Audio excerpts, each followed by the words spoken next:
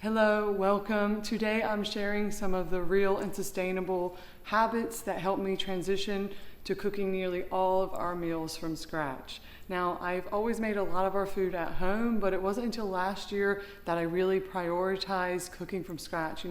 What it takes to do that, only healthy ingredients, very minimal takeout. And what started out as a practical decision really actually has turned into something I genuinely love. These habits are what made it possible for me as a working mom of two with two little ones, actually cook 3 meals from scratch every day. And I hope that you'll find at least 1 or 2 helpful tips that maybe you can apply to your life that can make this both doable and enjoyable. Now this one might be a little controversial, but I do not like big meal prep days. I remember when I used to see on Instagram these reels of moms doing a Sunday or Monday meal prep, spending hours putting it all together. It just made me feel like it was unattainable and that I was maybe even doing something wrong as a mom, that this wasn't possible for me, right? And here's what I've learned. On those days off, I want to be spending time with my children, making memories, and not be in the kitchen spending hours at a time there. And I can see as my kids get older, maybe that's definitely a lot more achievable, but for now, it just doesn't work for me. Instead, I found other habits that make it doable. Double when you can, that freezer meal will thank you later. Whenever possible, I double whatever I'm making. It's such a simple habit that makes keeping homemade meals on the table actually attainable as we have busier days than others. Take this lasagna I'm making, for example. By doubling the batch, I'm setting us up for 3 nourishing from scratch dinners. And yes, it takes a little bit more time, but not that much more to make 3 versus 1. And the payoff is totally worth it. And sometimes I don't freeze the whole meal, I just do like a double part. Like if I'm making the sauce for lasagna, maybe I might just double the sauce if I'm a little short in time. Or if I'm making a creamy pasta chicken, then I'll just double that sauce. And then next time when I need something, I'll just take it out of the freezer and boil some pasta and roast some broccoli in there. We have a homemade meal. I actually have a video that I've done that I'll card above on some freezer meals that I love that you can look. I found some recipes that I can completely cook and put in the freezer, but I tend to rely a lot on maybe partially cooked sauces or ingredients that I can easily kind of take out for later and make a homemade from scratch meal really easy. And I'm hoping to get a few more videos out like that soon. And now I also do this with snacks. It's hard to put 3 meals on the table and do snacks, so whenever I'm making a snack, I usually double or triple it. Muffins, crackers, all of it. It makes it easy to have a snack for the next week. We have our snack this week, and maybe 2 weeks from now, I'll pull it out. It's 100% worth it to double, and usually very, very little effort to actually do a little bit more there. When I'm not doubling the meal, I do like whenever I'm in the kitchen to try to be doing a few things at once. So maybe if my boys are having snack and I prepared that, then I'm prepping the sauce for dinner or preparing a snack for the next day. I don't like to only be doing one thing. I try to plan it out where I can do more than one thing in the kitchen at once, which helps me kind of stay in this routine of constantly, cooking but not being overwhelmed by it. My third huge habit that has made such a difference is to prep ahead, even if it's just a few ingredients beforehand. For me, that's usually at nighttime. I'll be making the mayonnaise or the pickles or mixing the dough for tomorrow, so it's already going. I've already got a good portion of it done, or that portion of the ingredients that I probably wouldn't make from scratch. Now, I truly enjoy cooking, but I had to change my mindset on this too. There's a lot that goes into all the behind the scenes sort of prepping and doing to put a from scratch a meal on the table. And now I've done this by after my boys go to bed, I find nighttime is the best for me. So they go to bed, I usually take a moment outside to refresh, get a quick shower, and then I go downstairs and try to make it enjoyable for me. Light a candle, have some worship music on, or have my favorite show that I can watch while I'm doing these things that have mostly become a nice flow for me in the kitchen, so it's not too stressful.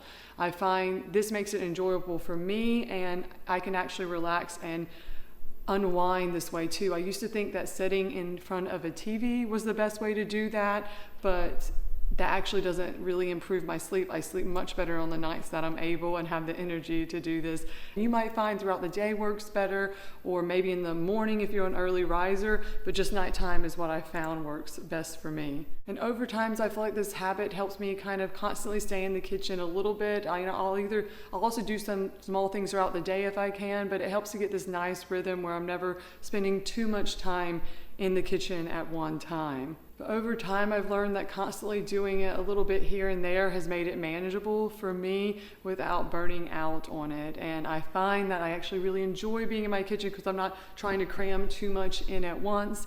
And now my kids know that they can run there whenever they want a really nice snack or something to eat. They know something's always going that they can have a little taste test of. Of course, some days are just too busy to really cook from scratch, like these elaborate meals, of course, but I try not to use busyness as an excuse. Instead, just plan ahead for that and lean on more like slow cooker meals or something that can roast in the oven and cook throughout the day, and just kind of make sure I'm preparing that ahead of time. Like a simple but delicious turkey chili that my whole family loves. It's comforting, nourishing, and always stretches into lunch the next day, so great for a busy couple of days. And often I'll prep in parts. I'll cook the turkey and the onions either in the morning or during my lunch break, then toss everything else, mostly like pantry staples, into a slow cooker, and it cooks for the rest of the day and is usually very forgiving. But just being careful that these ones, I'm not adding unnecessary additives into our diet. And of course, all of this, as you can tell, relies heavily on a cornerstone of from scratch cooking is weekly meal planning. I wish I could have just a collection of ingredients ready and I could magically whip up something amazing, but I am no chef, and I doubt you are either, and I'll never be one. Most of us just want to feed ourselves or our families meals that are both delicious and nourishing, and food that supports our health instead of working against it. So every Sunday night, I take a few quiet moments, usually in bed, to meal plan. I have a few notes that I use on my phone. One, a list of running recipes with the ingredients so I can quickly call out what I need to get. And my husband usually does pickup on Mondays for me, which is great. And then I also have just like a Monday through Tuesday list of what I'm going to make with a few lunch ideas. And I'll be able to plan that against our schedules, what's busy, what other things we have to do, and match the meals to that. I find these notes are really helpful because if I'm not particularly inspired or have a lot of ideas, I can just pull from those, or I can take a Monday through Tuesday meal plan and just copy and paste it if I'm in a rush.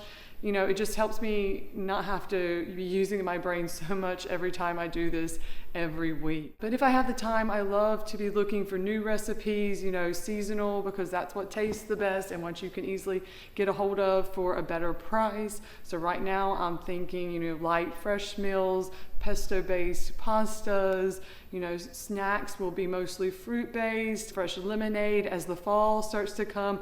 I'm already looking forward to, I can imagine some like pumpkin or squash casseroles, a nice warm drink, some maple glazed Brussels sprouts, like all of that comes with fall, and it helps kind of keep it a little bit more exciting in the kitchen so you're not eating the same thing over and over again.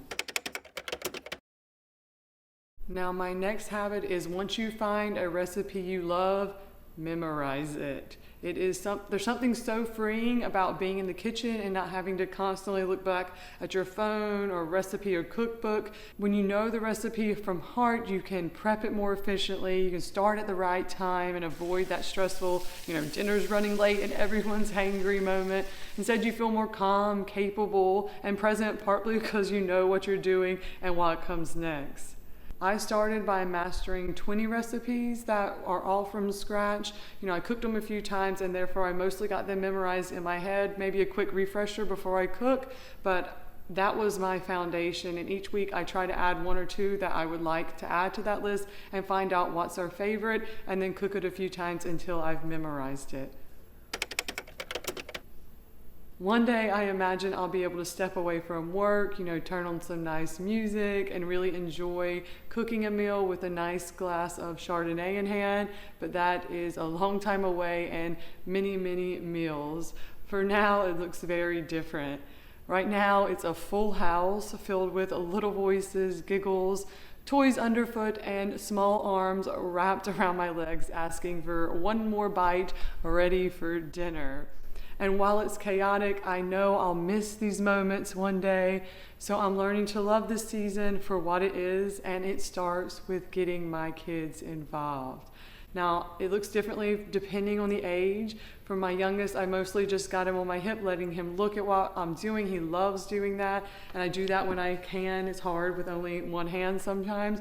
But for my oldest, I always think about how I can get him involved in the meal we're making. Is it chopping, stirring, maybe getting something out of the cabinets that he knows to get, or just setting the table sometimes?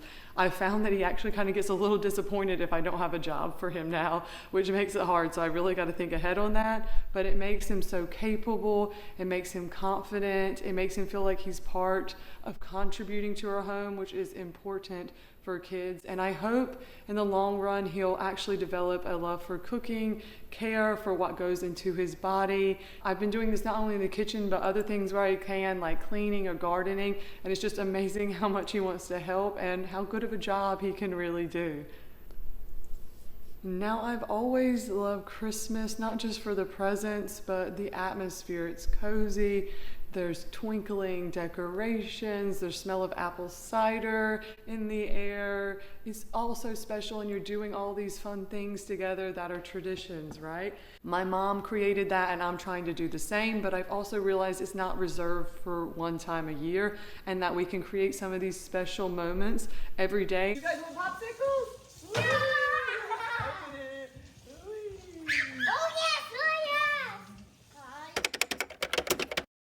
You know, every season has its own opportunities to create those special, memorable moments, and it can easily be centered around food. You know, fresh lemonade after a hot afternoon playing outside, or a warm berry cobbler shared on Sunday nights, picking strawberries in the spring and turning them into some homemade jam. You know, a late night spent baking cookies, something as simple as that. These are all moments that turn everyday food into something truly meaningful. Moments that connect us, celebrate the seasons, and turn a regular meal into something more like a mini celebration. Please, goblin! Please, goblin! My final point isn't really a habit, it's more of a realization that I've come to in this process.